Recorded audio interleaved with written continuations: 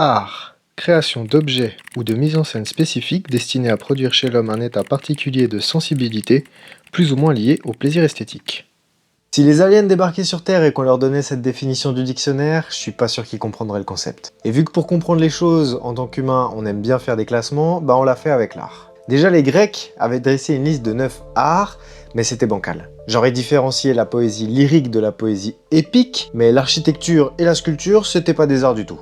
En plus, ils mélangeaient les muses, les filles de Zeus qui inspiraient les hommes.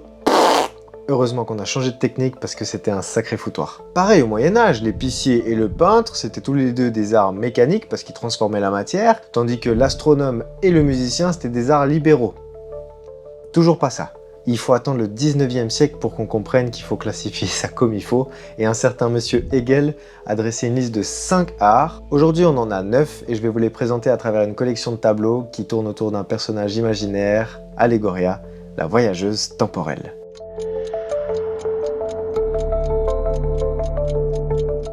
Premier art, l'architecture. Alors l'architecture, c'est les bâtiments. Jusque-là, tout le monde est d'accord, mais ça peut avoir un rôle religieux, comme une église, un rôle fonctionnel, comme un logement, ou juste pour faire joli, genre la tour Eiffel. Ensuite, l'architecture, elle est influencée par le climat et la culture. Les toits en pente, c'est fait pour que l'eau ruisselle, donc en Bretagne, c'est logique, au milieu du désert, ça n'a rien à faire là. Et niveau culturel, ça permet aussi de reconnaître quelle civilisation l'a construite. Si je vous mets deux images, vous savez me dire laquelle vient d'Asie et laquelle vient d'Europe. Normalement. Et l'architecture, ça a toujours été un moyen de montrer sa puissance aussi. Quand on regarde les pharaons avec les pyramides, Louis XIV avec Versailles, les empereurs de Chine avec la cité interdite, sans parler des pyramides mayas ou des murs d'enceinte du Grand Zimbabwe.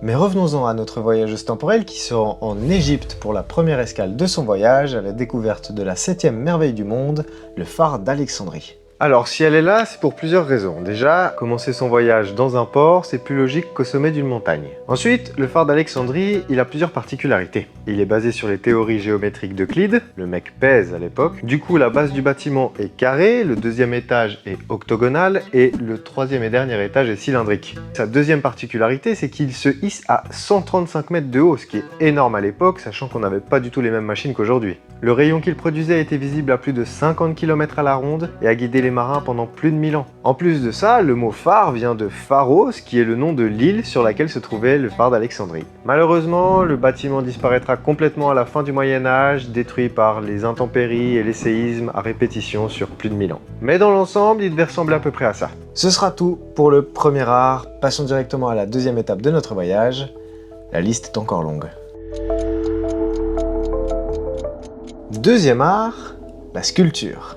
Bon, la sculpture c'est déjà un truc moins utile au niveau fondamental. Genre si l'humanité n'avait jamais fait de statue, je pense qu'elle s'en serait sortie. Mais c'est là tout l'intérêt, on quitte l'aspect essentiel d'une création pour arriver dans une fonction beaucoup plus abstraite. La plus vieille statue qu'on ait découverte, elle date d'il y a 40 000 ans, c'est la Vénus de Hohlefels.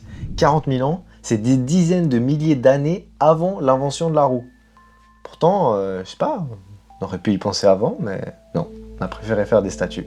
Après, à la base, les statues, ça avait plutôt un rôle religieux ou monumental, le sphinx par exemple. Faire des statues juste parce que c'est joli, c'est arrivé avec la Grèce antique. Et d'ailleurs, notre voyageuse temporelle va se rendre sur l'île de Milos pour découvrir une des statues les plus célèbres de tous les temps, la Vénus de Milo.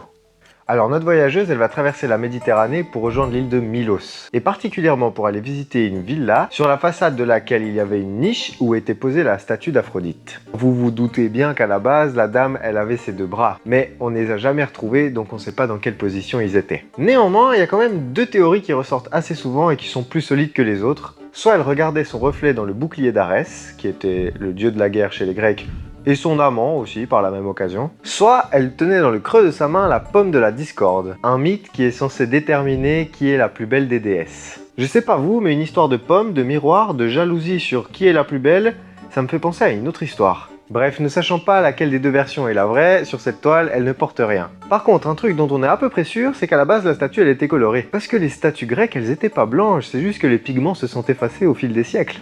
En fait, cette idée qui dit que les statues sont faites de marbre blanc, ça vient de monsieur Winkelmann qui a dit « plus c'est blanc, plus c'est beau ». Il avait pas d'autre argument, d'ailleurs à l'époque citer ses sources c'était totalement accessoire, mais tout le monde était ok. Du coup, on a fait que des statues blanches, et c'est pour ça qu'aujourd'hui, quand on met les couleurs, on trouve ça moche. Et puis avec le temps, de toute façon, on est sorti de l'art figuratif, puis aujourd'hui, on vend des statues de vide à 20 000 balles. C'est très réel. Enfin voilà, je vous laisse avec cette anecdote loufoque pour le deuxième art. Il est temps de s'envoler sur la frise chronologique pour rejoindre notre troisième destination. Troisième art, l'art visuel. Alors l'art visuel, c'est probablement l'art le plus ancien dont on ait des traces. Le plus vieux dessin a été retrouvé en Indonésie il y a 51 200 ans. Ouais, c'est précis. Et ce premier dessin, qu'est-ce qu'il représentait? Une fleur? Un guerrier? Un plan des étoiles peut-être? Pas du tout. Ça représentait un cochon. Après, quand on parle d'art visuel, c'est pas forcément la préhistoire qui est la plus marquante. On commence à avoir des figures travaillées avec les grandes civilisations antiques, comme les Minoens ou les Égyptiens, et puis ensuite avec les enluminures au Moyen-Âge, qui sont vachement sous-cotées à mon avis, et puis bien évidemment il y a la peinture classique et moderne que tout le monde connaît. D'ailleurs, Allegoria, elle s'est arrêtée dans la ville de Delft, aux Provinces-Unies, c'est l'ancien nom des Pays-Bas, pour reproduire une toile de Johannes Vermeer, l'art de la peinture. Une belle allégorie de l'art visuel que notre personnage va pousser encore plus loin en instaurant une mise en abîme. Vous savez, c'est l'effet poupée russe là. Parce que sur ce tableau, on voit une peintre qui peint un peintre qui peint. Un petit mot sur Vermeer qui est quand même l'exemple type de la qualité plutôt que la quantité. Il nous a laissé des œuvres ultra célèbres, genre La jeune fille à la perle, La laitière, La vue de Delft, L'astronome, mais sur sa carrière, il a produit moins de 50 tableaux. Sur 20 ans, quand on sait qu'un peintre comme Picasso a fait près de 50 000 œuvres dont 1800 peintures, proportionnellement le ratio chef-d'œuvre-production est quand même assez honorable pour le Hollandais. Après, des grands peintres, il y en a beaucoup qui ont marqué l'histoire. J'ai dû faire un choix. En tant que peintre moi-même, c'était pas facile. Mais j'aurais pu citer Da Vinci, Van Gogh, Monet, Manet, Delacroix, Pissarro, Caravage, Michel-Ange, Gauguin, Lautrec, Klimt, Cézanne, Seurat, Raphaël, Botticelli, Pollock, Modigliani, Magritte, Hopper.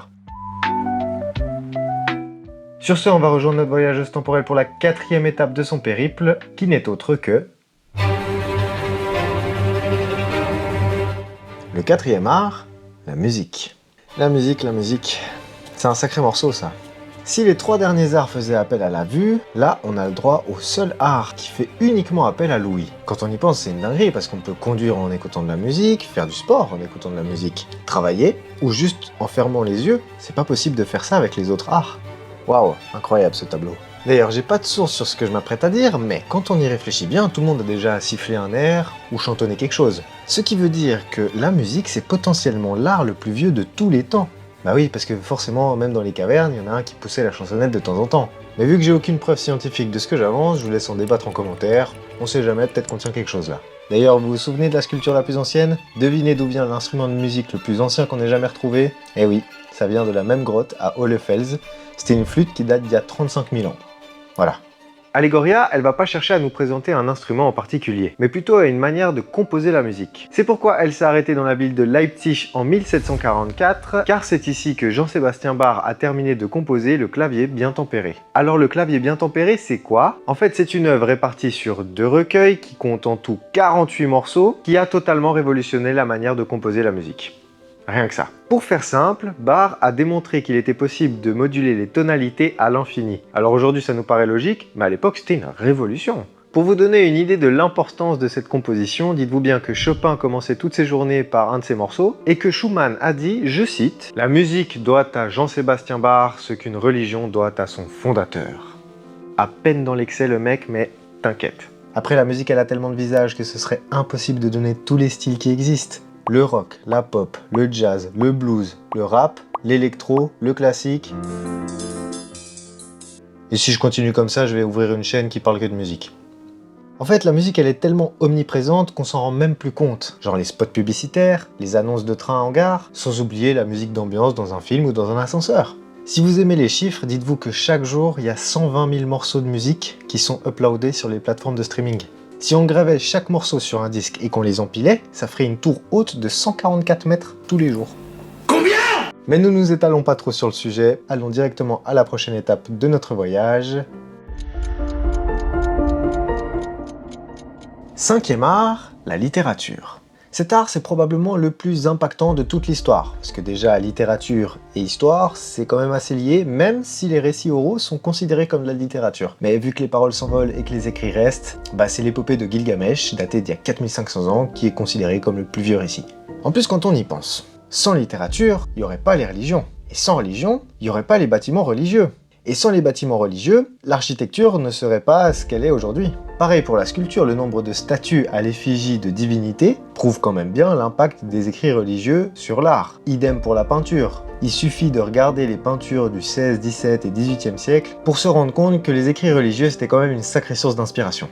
Pareil au niveau politique, pour transmettre une idéologie, c'est quand même beaucoup plus facile avec un livre qu'avec un morceau de musique, ou une sculpture, ou un bâtiment.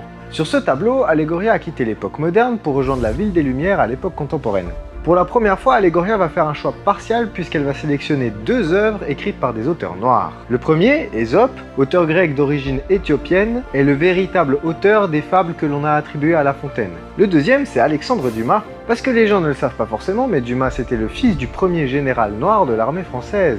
Et forcément, à l'époque, il fallait qu'il s'impose, du coup il nous a pondu le Comte de Monte Cristo et les 3 mousquetaires. Mais au-delà de l'aspect figuratif du tableau, il y a un deuxième niveau de lecture qui peut être assez intéressant à analyser. Je vous le fais vite fait en séparant le tableau en 3 parties. La gauche de la toile représente le passé, coloré, riche en informations, la lumière vient d'ailleurs dessus directement. La partie centrale, elle, symbolise l'instant présent. Allegoria s'y trouve, elle choisit son livre maintenant. Et puis à droite, il y a l'avenir, qui est plongé dans l'ombre, fourni mais imprécis, comme si malgré le nombre de livres qui sortaient, plus personne n'allait les lire. Et avec ça, c'est un petit peu une critique de notre société actuelle, parce que malgré tous les livres qui sortent chaque année, on lit de moins en moins. Alors je vous jette pas la pierre, parce que je suis le premier à regarder Netflix ou YouTube quand j'ai du temps à tuer. Mais c'est dommage, parce qu'on n'encourage pas les auteurs à continuer. Déjà que c'est super dur de vivre de sa plume, si en plus il y a de moins en moins de monde qui achète les bouquins, à quoi bon continuer ? Bref, la littérature, c'est un art qu'il faut soutenir. En plus, il y a plein de belles histoires qui sortent chaque année, donc dès que vous avez l'occasion, lisez un livre. Après cette petite aparté, je vous propose de passer à la prochaine escale de notre chère voyageuse, qui n'est autre que...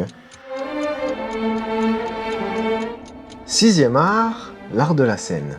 L'art de la scène, c'est quand même vaste quand on y pense. Ça regroupe l'opéra, le théâtre, la magie, le stand-up, et même les concerts en vrai. Et contrairement à la sculpture et à la peinture, qui n'impliquent souvent que l'artiste et son œuvre, l'art de la scène, lui, implique toute une troupe.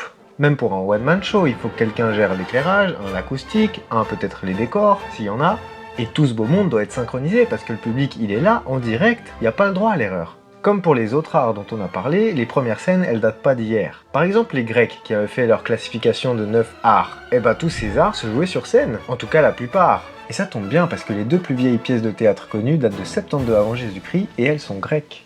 Mais pour l'exploration du 6e art, Allegoria, elle va pas remonter en Antiquité, elle va se rendre à Moscou en 1895 pour découvrir le célèbre ballet de Tchaïkovski, Le Lac des Cygnes. Pour ceux qui n'ont jamais vu cette œuvre, je vous garantis que ça vaut la peine de la voir au moins une fois, l'histoire est incroyable, les performances sont oufissimes, et rien que pour la culture, c'est un incontournable. En plus, moi je danse avec 2 pieds gauches, quand je vois leur fluidité, leur grâce, leur technique, je suis fasciné. Je fais un seul de leurs mouvements, je vous jure, je me bloque le dos. Bref, à défaut de savoir danser, je sais peindre, du coup, Allegoria sur cette toile, elle danse au lieu de regarder quelqu'un d'autre le faire. D'ailleurs, pourquoi on voit pas la scène sur ce tableau? Alors attention, je suis parti un peu dans mon délire, mais... attendez, je vous explique. J'ai voulu capter l'essence de la passion à travers une allégorie visuelle. Je vous explique. La ligne d'horizon contraste avec le bleu de Prusse qui par sa profondeur symbolise l'intensité de l'émotion. De plus, la plume fait non seulement référence au nom du ballet, mais également à la légèreté que l'esprit humain peut ressentir quand il exerce sa passion. Et forcément, vu que le lac des Cygnes, ça parle d'une passion amoureuse entre 2 personnes, ça renforce encore plus la scène. Vous voyez l'intention? Ouais, quand on passe des dizaines d'heures sur une toile, on réfléchit à des trucs bizarres des fois. Sur ce, nous allons quitter le 19e siècle pour nous rapprocher de notre époque, à la découverte du prochain art que vous avez déjà sûrement au bout des lèvres. 7e art, le cinéma. À la base, le cinéma, c'est le fait de projeter des images qui simulent un mouvement. Inventé par les frères Lumière à la fin du 19e siècle, cet art a connu un essor fulgurant en moins de 100 ans. Pour vous donner un petit repère, entre la première projection des frères Lumière et Jurassic Park, il y a moins de 100 ans qui se sont écoulés. Et si on regarde bien, le cinéma, c'est une évolution de l'art de la scène au final. Il y a un scénario, des dialogues, des acteurs, un décor, voire plusieurs. Donc sans le 6e art, il n'y a pas de 7e. Et si ça a tant évolué en si peu de temps, c'est aussi grâce à la technologie. Dites-vous bien qu'avec un téléphone portable de dernière génération et un micro acheté à moins de 200 balles sur le net, vous avez un matériel d'une qualité au moins égale à ce qu'avaient les réalisateurs d'Hollywood dans les années 80. À la différence qu'aujourd'hui ça tient dans une main, alors qu'à l'époque ça se mettait sur l'épaule. Donc si vous voulez réaliser un film et que vous avez un petit budget, il n'y a pas trop d'excuses. C'est pas le matériel qui fait tout. Et puis ce qui compte dans la réalisation d'un film, et comme dans tous les arts d'ailleurs, c'est les idées derrière. Prenons l'exemple de Star Wars qui a coûté 11 millions de dollars, ce qui est peu, et qui en a rapporté 700 millions, ce qui est beaucoup.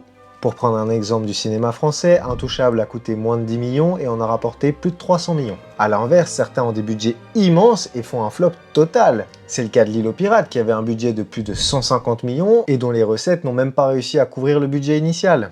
Bon, et Allegoria dans tout ça? Eh ben notre exploratrice s'est installée dans une salle obscure d'Hollywood en 1941 pour assister à une projection de Citizen Kane.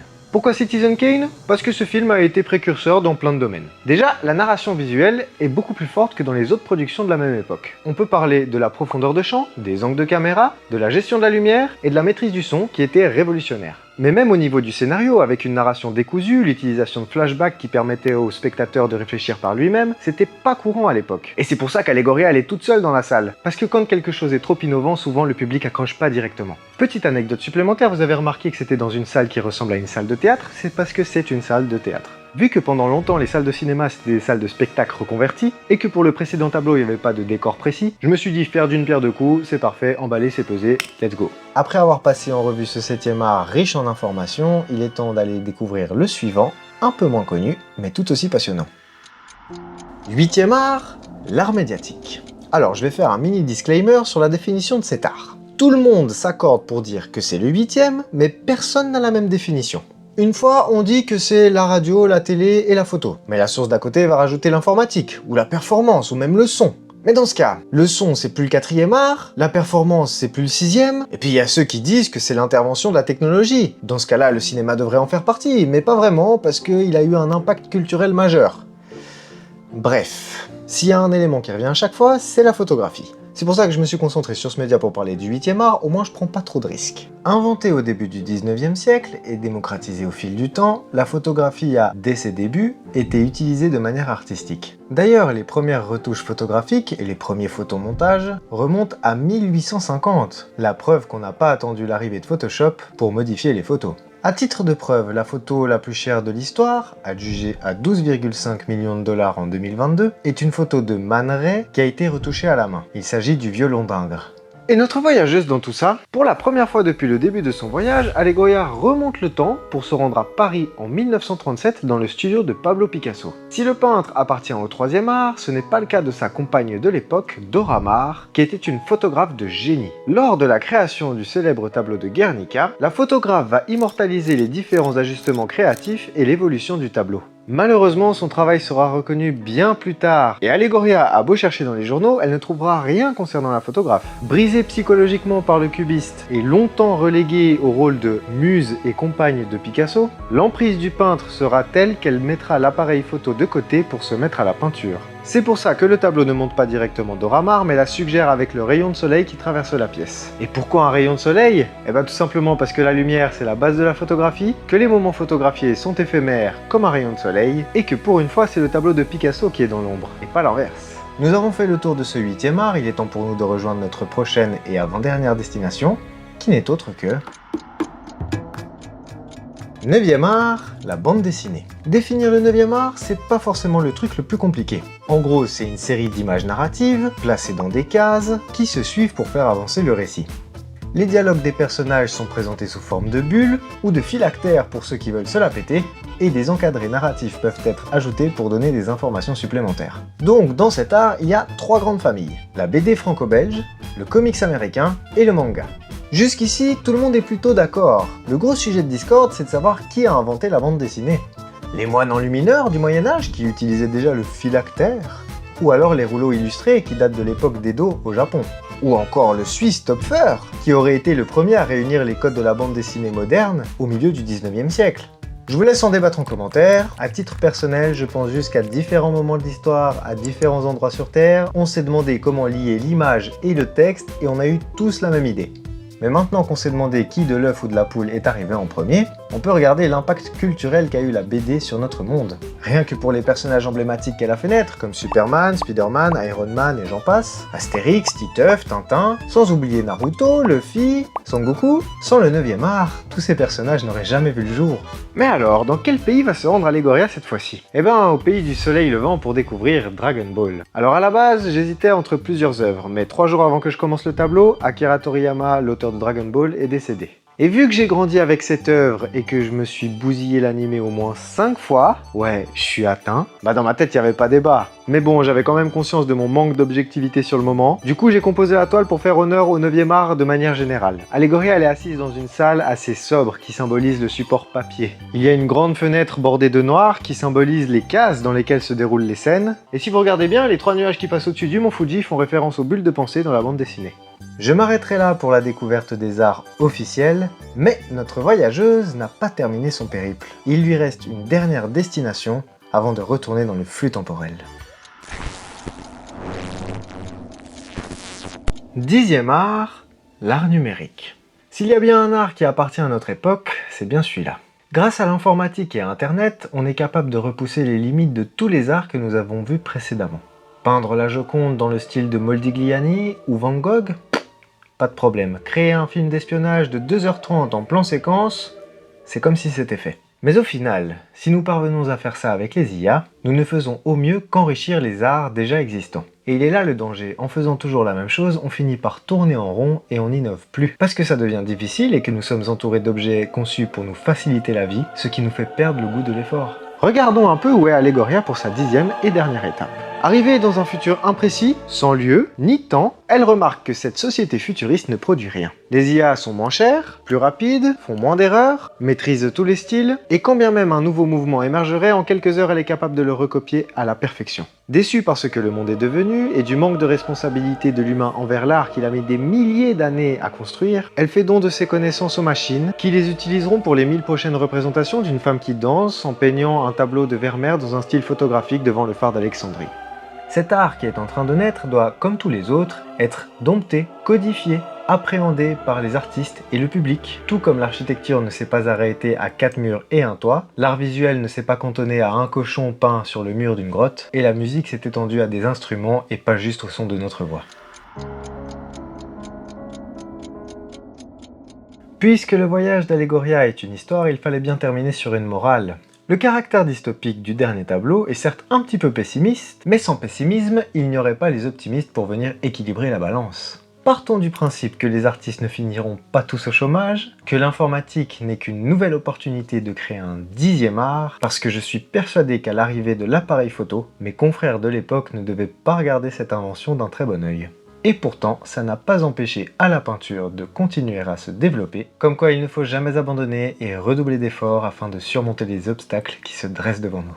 C'était la classification des arts au travers du voyage d'Allegoria. Chers amis, abonnez-vous, activez la cloche des notifications, car je vous dis à bientôt pour un nouveau thème.